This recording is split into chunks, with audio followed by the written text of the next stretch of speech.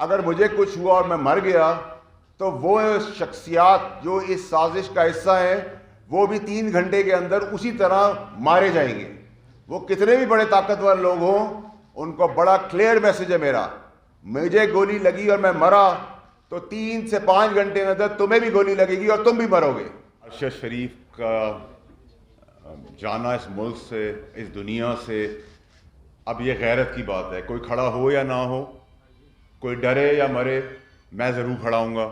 میرا وہ دوست بھی تھا, میرا میزبان بھی تھا اور میرا بہت پیارا دوست تھا, اور اس کی جو شہادت ہوئی ہے وہ ایک ایکسیڈنٹ نہیں ہے. میں آپ کو آج ساری وہ تفصیلیں بتاؤں گا اور آنے والے دنوں میں بھی بہت کچھ بتاتا رہوں گا, کیونکہ اب میں نہیں رکوں گا. اگر ارشد شریف کو گولی لگ سکتی ہے تو گولی پھر کسی کو بھی لگ سکتی ہے, آپ کو, مجھے بھی لگ سکتی ہے, لیکن موت کا تعین اللہ نے کیا ہوا ہے. نمبر 1, ارشد شریف کا قتل ہوا ہے جس کی سازش پاکستان میں ہوئی ہے, نمبر 1. نمبر 2 یہ کہ ارشد شریف کا کوئی ایویڈنس, کوئی موبائل, کوئی لیپ ٹاپ نہیں ملے گا, شواہد مٹا دیے گئے ہیں. نمبر 3 یہ کہ اس کی تحقیقات کہاں تک پہنچتی ہے, خاص طور پہ ہمارے پاکستان کے سسٹم کے اندر انصاف میں تو ہمیں پتہ ہی ہے, اور بیرون ملک جس جگہ پہ حادثہ ہوا ہے کینیا میں, وہاں کے حالات پاکستان یا پاکستان سے بدتر ہی ہیں. اس کے بعد کرکس کے اندر یہ کوئی گولی, 20 گولیاں چلیں اور 20 گولیوں میں ارشد شہید ہو گیا, ایسا بھی نہیں ہوا. ارشد شریف کو میرے حساب سے گاڑی کے اندر سے مارا گیا ہے یا بہت کلوز رینج سے مارا گیا ہے. ارشد شریف کو کوئی 8, 10, 20 گولیاں نہیں لگیں. ارشد شریف کو میرے حساب سے 2 گولیاں لگی ہیں, جو سینے پہ اور سر پہ ہے, اور سینے پہ اور سر پہ لانگ رینج شوٹنگ سے نہیں لگ سکتی, اگر لگتی تو 10, 20 لگتی. نمبر 1. اس کے بعد جو کہانی رسائی گئی وہ کہانی یہ تھی کہ جی کڈنیپنگ ہوئی کہ ایک بچے کی, اور اس بچے کی اس گاڑی میں موجودگی اس کے ریلیٹڈ اس گاڑی کو تعقب کیا, اس کو روکا, اس پہ گولیاں چلی. تو اگر بچہ گاڑی میں موجود تھا تو کیا دنیا کی کوئی بدترین پولیس بھی کھلے عام گولیاں چلائے گی اگر اس گاڑی کے اندر کوئی موجود تھا بچہ؟ آپ ٹائر پہ گولیاں چلاتے, گاڑی پھر بھی نہیں رکتی تو آپ ڈرائیور کو گولی مارتے. لیکن اس گاڑی کے اندر صرف کولڈ پلانڈ بروٹل مرڈر, قتل صرف ارشد شریف کا ہوا ہے, کسی اور کا نہیں ہوا. جو خرم نامی شخص اور وقار نامی شخص آ رہے ہیں, یہ میرا اور آپ کا بس کا کام نہیں ہے, نہ پاکستان میں کسی اور سیاسی شخصیت کا کام ہو کہ وہ کینیا کے شہر میں اس سے 2 گھنٹے دور ایک فارم ہاؤس ارینج کرے, اس فارم ہاؤس میں اس کو چھپائے, اور فارم ہاؤس میں چھپانے کے بعد دنیا میں کسی کو پتہ نہ ہو اور یہ حادثہ پیش آئے. اب میں اس کی تفصیلات میں آ جاتا ہوں کہ ارشد شریف کے ساتھ ہوا کیا ہے. وہ ایک ایماندار, بہادر, نڈر, زبردست انسان تھا, شہید ہے تو آج بھی ہمارے اندر ہے. اور اگر ہم میں کوئی غیرت ہے تو ہمیں اس کے بچے اور فیملی کے ساتھ اسی طرح کھڑا ہونا پڑے گا جیسے آپ اور میں اپنے گھر کے بچوں کے ساتھ کھڑے ہوتے ہیں. اس کی قیمت کیا دینی ہے وہ بھاڑ میں گئی. لیکن میں آپ کو یہ بتانا چاہتا ہوں کہ میرا ضمیر وہ تکلیف اور وہ جو ویڈیوز اور آپٹکس جو میں دیکھ رہا ہوں اور جو معلومات مجھے ہے, میں نہیں برداشت کر سکتا. اور میں یہ نہیں کہوں گا کہ میں نے ویڈیو بنا کے نام دے دیے ان لوگوں کے. میں نے ویڈیو بھی بنائی ہے, نام بھی دے دیے ہیں, انٹرنیشنلی بھی دے دیے ہیں, لوکلی بھی دے دیے ہیں. اور مجھے کچھ ہوا اور میں مارا گیا تو اللہ نے مجھے طاقت دی ہے دولت کی, میں ملینز آف ڈالرز خرچ کر چکا ہوں. اگر مجھے کچھ ہوا اور میں مر گیا تو وہ شخصیات جو اس سازش کا حصہ ہیں وہ بھی 3 گھنٹے کے اندر اسی طرح مارے جائیں گے. وہ کتنے بھی بڑے طاقتور لوگ ہوں, ان کو بڑا کلیئر میسج ہے میرا, مجھے گولی لگی اور میں مرا تو 3 سے 5 گھنٹے کے اندر تمہیں بھی گولی لگے گی اور تم بھی مرو گے. اب میں آپ کو بتاتا ہوں کہ یہ کہانی اور یہ سازش شروع کہاں سے ہوئی ہے. یہ ایک سازش اور ٹولہ بنایا گیا. ارشد شریف نہ بھاگنے والا آدمی ہے نہ ملک چھوڑنے والا آدمی تھا.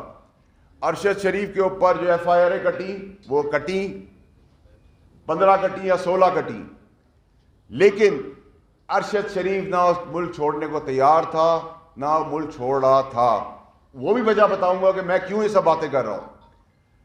ارشد شریف کو سازشیوں نے ڈرایا, بتایا, مجبور کیا, اور وہ شخصیت ہیں جن کو بلیو کرنا بنتا ہے, اور اس کو یہاں سے نکال دیا گیا. جب نکال دیا گیا تو وہ دبئی پہنچا. جب وہ دبئی پہنچا تو کہا گیا کہ کسی اسٹیبلشمنٹ نے یا کسی نامعلوم ادارے نے دبئی سے نکلوانے کے لیے اس کے اوپر پریشر ڈالا اور دبئی حکومت نے اس کو نکال دیا. یہ بھی بالکل بے بنیاد اور جھوٹی بات ہے. میں اس کے شواہد بھی آپ کو دوں گا. جتنے دن کا ویزا تھا اتنے دن وہ دبئی میں رہا. جب ویزا نہیں ختم ہو گیا تو اس کو وہ دبئی چھوڑنا پڑا.